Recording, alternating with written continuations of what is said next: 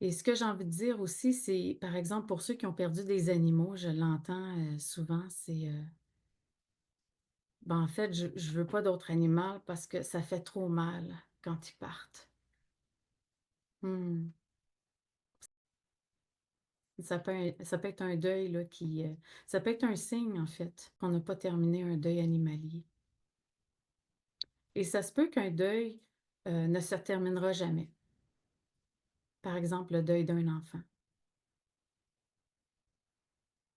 Mais ça se peut c'est possible qu'il ne peut être pas compliqué et souffrant si on se donne la chance d'être aidé à son rythme.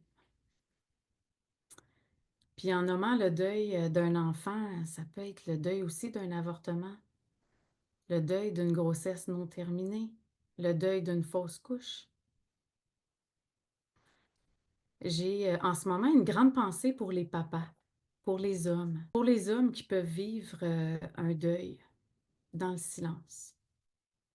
Parce que c'est très vulnérable, puis bien souvent, ils doivent être forts pour leur famille. Mais c'est quoi être fort quand on souffre? Puis, le besoin derrière un deuil non résolu, c'est vraiment d'apprivoiser son deuil. C'est un passage obligé pour être plus libre, pour ne pas être coincé dans un nœud.